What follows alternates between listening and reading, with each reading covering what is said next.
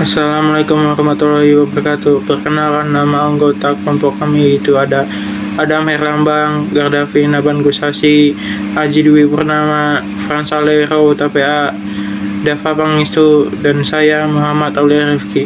Kelompok kami akan membahas tentang sustainable cities. Perkenalkan, nama saya Muhammad Aulia Rifki dengan NIM 2023071030. Di sini saya akan membahas tentang definisi sustainable cities and communities. Sustainable cities and communities adalah kota dan wilayah perkotaan yang dirancang, dikembangkan, dan dijalankan dengan memperhatikan keberlanjutan dalam 3 dimensi utama: ekonomi, sosial, dan lingkungan. Perkenalkan, nama saya Azi Dwi Purnama dengan NIM 2023071024. Saya akan memberi pembahasan terkait slide target sustainable cities and communities. Tujuan nomor 11 dari 17 tujuan SDGs yaitu kota dan pemukiman yang berkelanjutan atau sustainable cities and communities. Sebagaimana dilansir Kementerian PPN atau Bappenas, memiliki beberapa target, yaitu yang pertama, pada tahun 2030 mengurangi dampak lingkungan perkotaan per kapita yang merugikan, termasuk dengan memberi perhatian khusus pada kualitas udara, termasuk penanganan sampah kota. Kedua, pada tahun 2030 memperkuat urbanisasi yang inklusif dan berkelanjutan serta kapasitas partisipasi, perencanaan penanganan pemukiman yang berkelanjutan dan terintegrasi dari semua negara.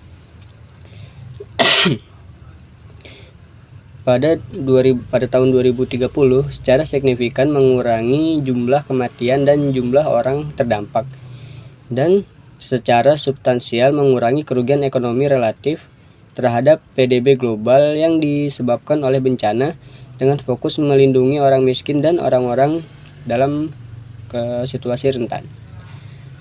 Sekian dari saya. Perkenalkan, nama saya Gardafi Naban Gusasi dengan NIM 2023071010. Selanjutnya ada sustainable city di Indonesia.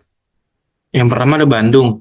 Secara nasional, kota Bandung masuk ke dalam klaster kota besar yang memiliki performa umum sangat tinggi yang dilihat dari skor untuk 5 rumpun urban dengan distribusi skor yang seimbang sebanyak 72% indikator, memiliki skor di atas rata-rata skor dari 42 kota yang dinilai. Demikian juga berdasarkan klaster kota besar, kota ini memiliki performa umum sangat tinggi dengan distribusi skor yang seimbang. Sebanyak 65% indikator memiliki skor di atas rata skor klaster kota besar yang dinilai. Yang kedua ada Surabaya. Secara nasional, kota Surabaya memiliki performa umum sangat tinggi dilihat dari skor untuk 5 rumpun urban dengan distribusi skor yang seimbang. Sebanyak 35 indikator, 61%. Memiliki skor di atas rata, skor 42 kota yang dinilai. Sedangkan jika dibandingkan dengan kota-kota lainnya, Surabaya memiliki performa umum sangat tinggi dengan distribusi skor yang seimbang. Sebanyak 51% indikator. 29 indikator memiliki skor di atas rata skor kota besar. Yang ketiga ada Tangerang Selatan. Kota Tangerang Selatan memiliki umum tinggi dilihat dari skor untuk 5 rumpun urban dengan distribusi skor yang seimbang sebanyak 60%. Indikator 34 indikator memiliki skor di atas rata skor 42 kota yang dinilai. Jika dibandingkan dengan kota-kota besar lainnya, Kota Tangerang Selatan memiliki performa umum tinggi dengan distribusi skor yang belum seimbang. Sebanyak 22 indikator atau 39%, memiliki skor di atas rata skor kota besar. Perkenalkan, nama saya Fransalero TPA dengan NIM 20230711026. Di sini saya akan menjelaskan tentang mengimplementasikan sustainable community di lingkungan sekitar. Yang pertama, di kegiatan saya itu ada kegiatan Gebiar UKM, termasuk sustainable communities jika dilihat dalam beberapa aspek sebagai berikut. Yang pertama, ada aspek ekonomi yang dapat membantu meningkatkan pendapatan kesejahteraan ekonomi bagi pelaku UMKM. Aspek kedua, ada aspek sosial, menjadi pusat pertemuan masyarakat di RT RW, di mana masyarakat berkumpul dan saling melakukan interaksi. Yang ketiga, ada aspek lingkungan, tersedianya trash bag di setiap stand, dan ada orang khusus untuk mengangkut sampah bekas acara. Ini menjadikan aspek-aspek lingkungan terpenuhi.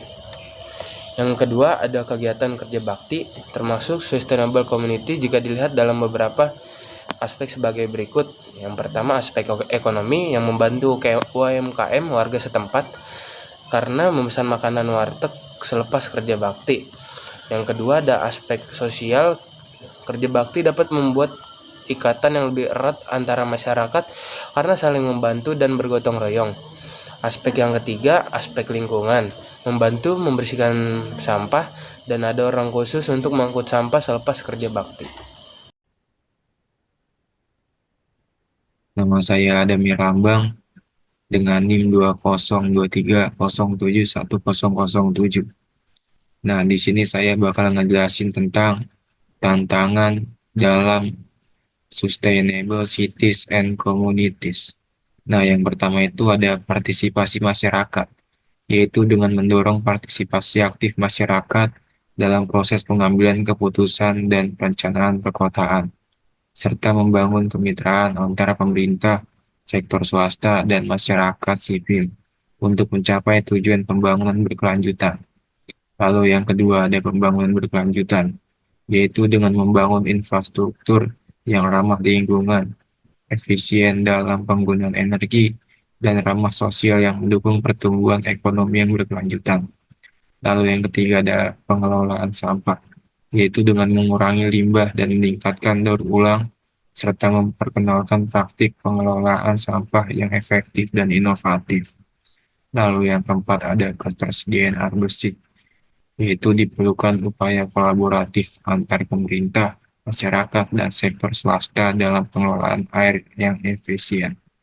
Pelestarian sumber daya air, investasi dalam infrastruktur air bersih, serta penyadaran akan pentingnya penghematan air dan perlindungan lingkungan.